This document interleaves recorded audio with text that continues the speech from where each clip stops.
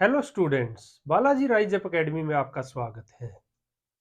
पिछली क्लास हमने अयोगवाह की थी कि अयोगवाह क्या होता है। उसके बाद आज की क्लास हम सीखेंगे व्यंजन क्या होते हैं, व्यंजन कितने तरह से लिखे जाते हैं और व्यंजन का वर्गीकरण किन किन आधारों पर किया जाता है, कितने तरह का वर्गीकरण होता है। अब हम बात करते हैं कि व्यंजन क्या है। व्यंजन की परिभाषा: जिन वर्णों का उच्चारण करते समय, पहली परिभाषा लिख रहा हूं ये मैं, जिन वर्णों का उच्चारण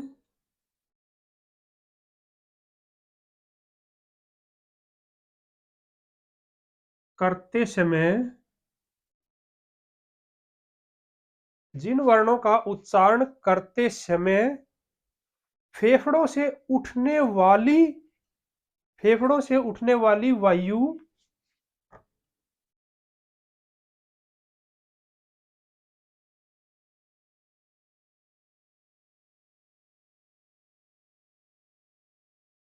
उठने वाली वायु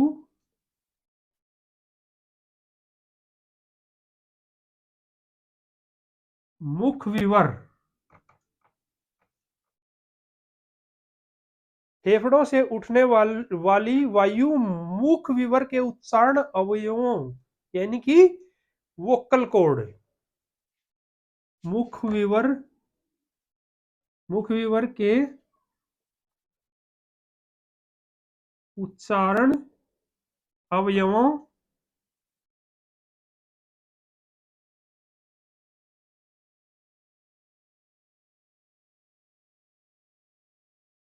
ये होती है वोकल कॉर्ड। ठीक है, उच्चारण अवयवों से बाधित होकर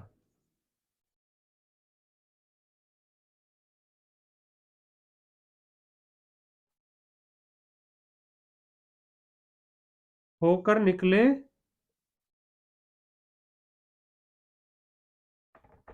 उन्हें व्यंजन कहते हैं।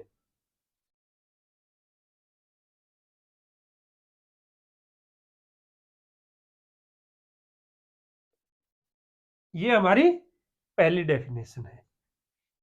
दूसरी, व्यंजन क्या है? जिन वर्णों का उच्चारण स्वरों की सहायता से, उच्चारण लेखन हो सकता है, उच्चारण नहीं होगा, जिन वर्णों का उच्चारण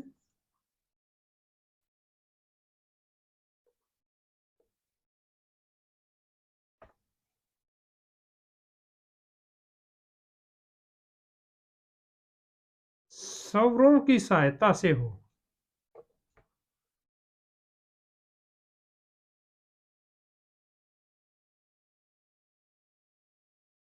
सहायता से हो,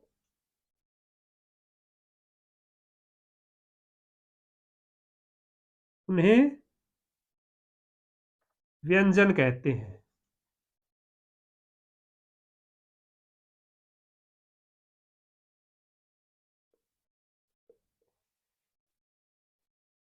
इनका उच्चारण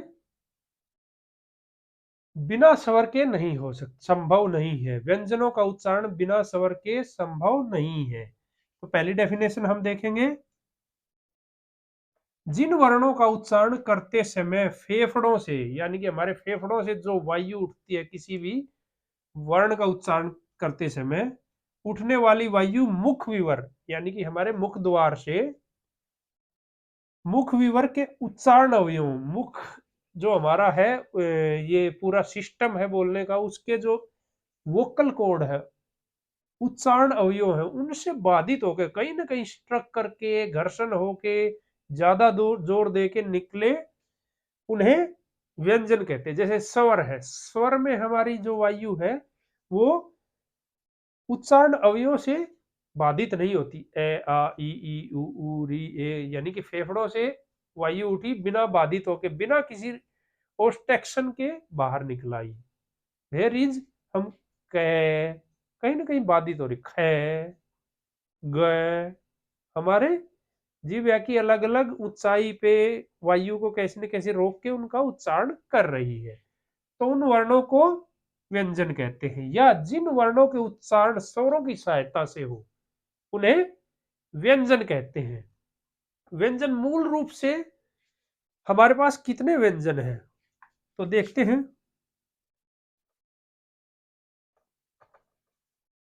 उच्चारण के आधार पर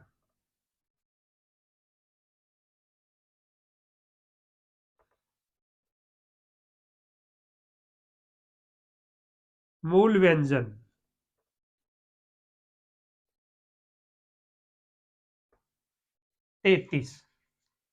33 है हमारे मूल व्यंजन उच्चारण की दृष्टि से। ये अभी मिटा देते हैं, डेफिनेशन नहीं लिखी हो तो आप लिख लीजिए, फिर हम इसको मिटा के एक बार अच्छे से ऊपर लिख देते हैं।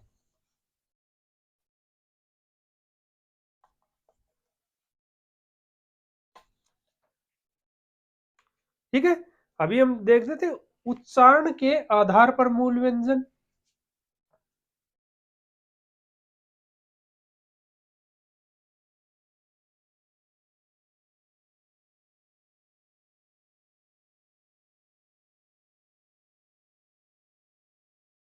मूल व्यंजन,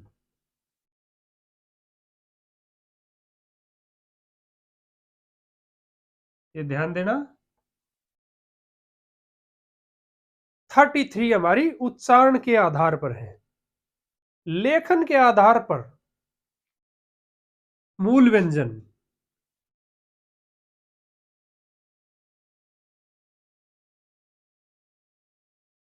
लेखन के आधार पर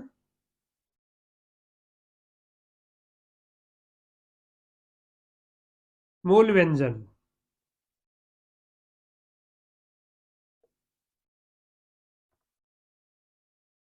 लेखन के आधार पर मूल व्यंजन कितने हैं?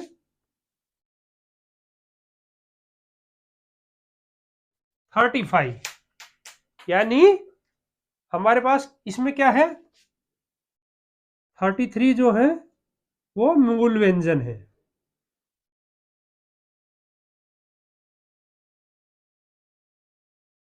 प्लस 2 जो है उत्सिप्त व्यंजन है।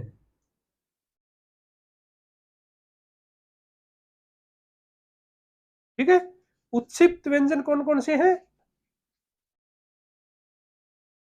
ड एंड ढ।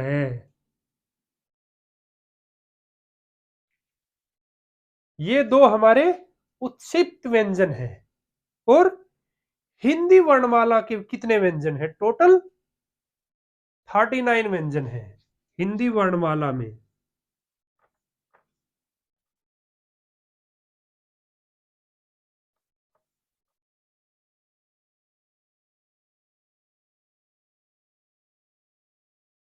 व्यंजन। टोटल हिंदी वर्णमाला में टोटल कितने हैं? 39। 39 कैसे हैं? 33 मूल व्यंजन,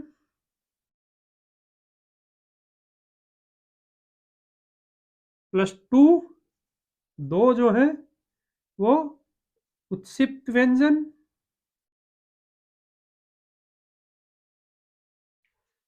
33 प्लस 2 उत्सिप्त व्यंजन,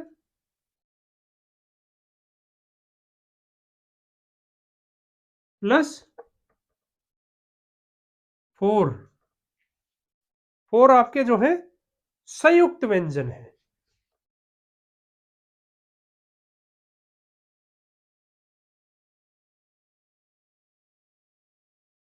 ठीक है, इन मूल व्यंजन को जो है, ये 33 मूल व्यंजन है, इनका भी एक डिस्ट्रीब्यूशन दिया हुआ है। 33 में 25 जो है वो स्पर्श व्यंजन है, वर्ग वाले 25 स्पर्श स्पर्श व्यंजन।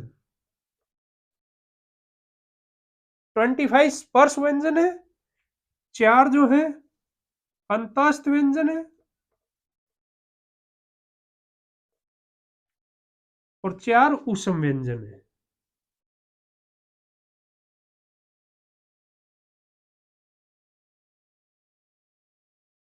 चार ऊष्म व्यंजन है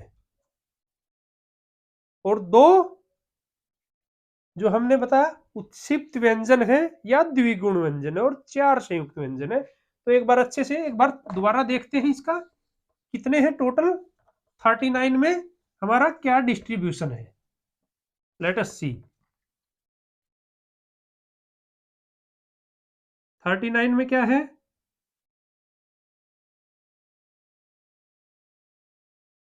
25 व्यंजन जो है वो स्पर्श व्यंजन है।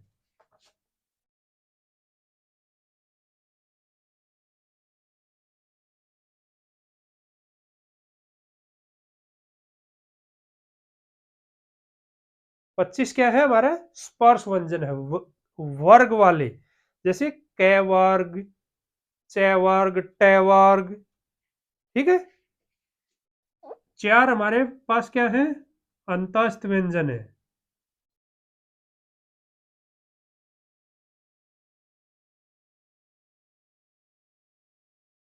चार हमारे पास क्या है, अंतस्थ व्यंजन है और 4 अंतस्थ और 4 क्या है, ऊष्म व्यंजन है।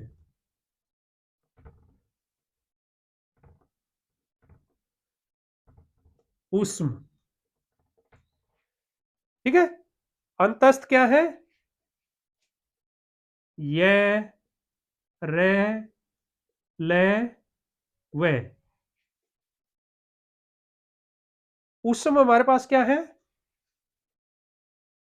श, श, से, है, प्लस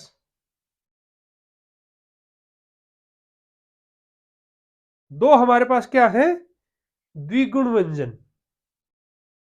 ठीक है। द्विगुण व्यंजन या इनको उत्क्षिप्त व्यंजन भी कहते हैं।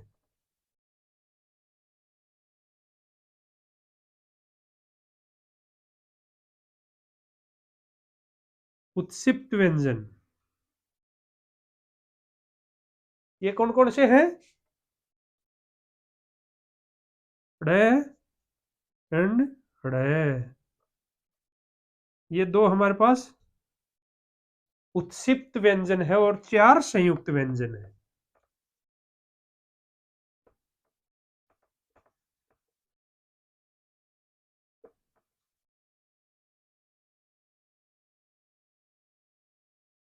अक्षय, त्रय,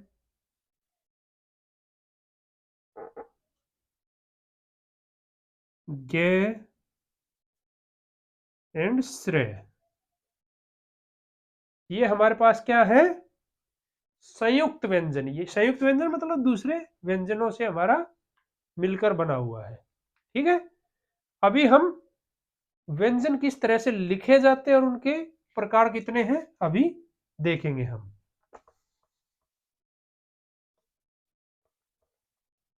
हिंदी वर्णमाला में व्यंजन 2 तरह से लिखे जाते हैं। क्या क्या है, 2 तरह से लिखा 2 तरह से जाता है। क्या क्या है, नंबर 1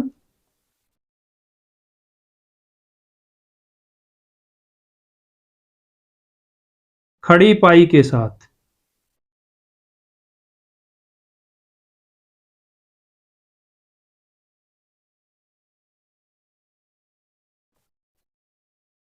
नंबर 2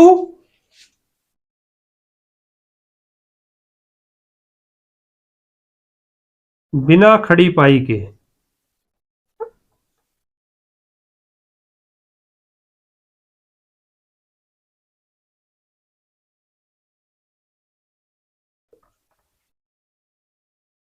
खड़ी पाई के साथ, जैसे हम इससे लिखवाते भी हैं कि भाई कै का की कु को के कई को कऊ कंक लिखो, ये सब ये खड़ी पाई वाले हम अक्सर लिखते हैं। खड़ी पाई मतलब इसके साथ जिसका होगा, जैसे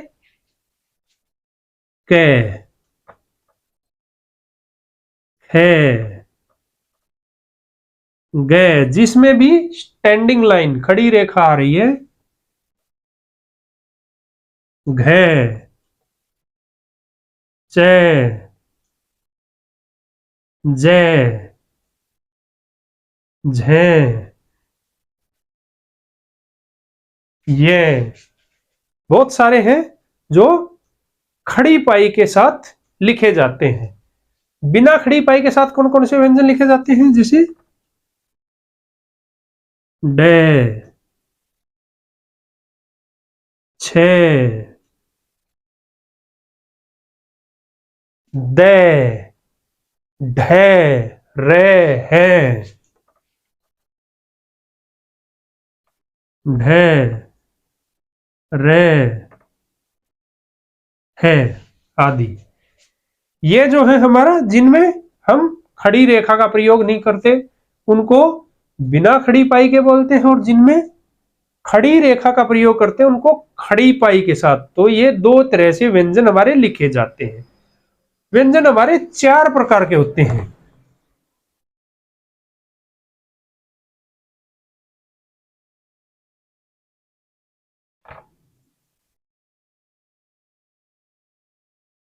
व्यंजन 4 प्रकार के होते हैं।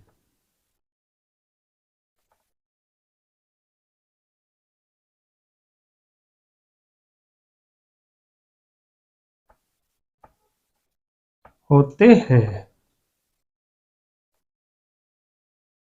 कौन कौन से हैं 4? नंबर 1, स्पर्श व्यंजन।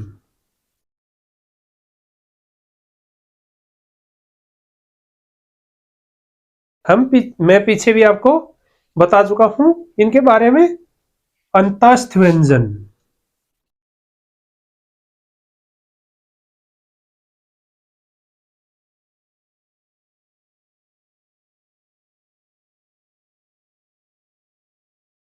थर्ड कौन सा है? ऊष्म, ऊष्म व्यंजन।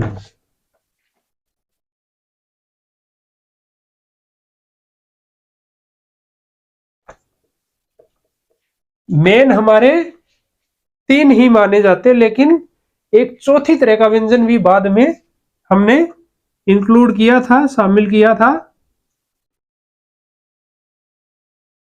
संयुक्त व्यंजन।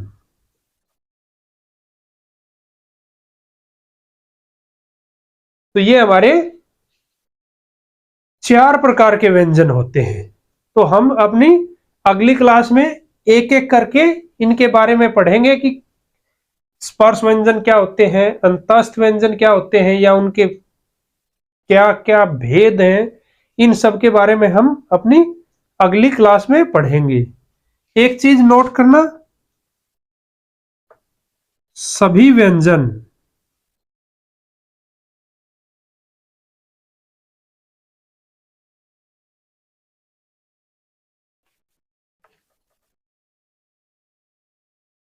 ए स्वर की सहायता से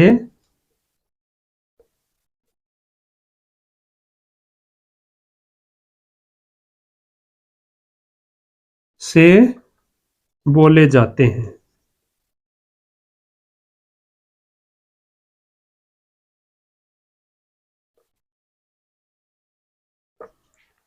हमने पढ़ा था ना कि व्यंजन स्वरों की सहायता से बोले जाते हैं। स्वरों में भी व्यंजन ए स्वर की सहायता से ही बोले जाते हैं। बाकी की हम मात्राएं यूज करते हैं, मात्राओं का प्रयोग करते हैं, लेकिन सभी व्यंजन वैसे सिंपल वे में अगर एक ही वर्ण लिख रहे हैं तो हमें ए की सहायता से उसका उच्चारण होगा। अगर अभी तक आपने चैनल सब्सक्राइब नहीं किया तो सब्सक्राइब कर लीजिए। अगर वीडियो अच्छा लगे तो लाइक कर देना और कमेंट कर देना। Thank you.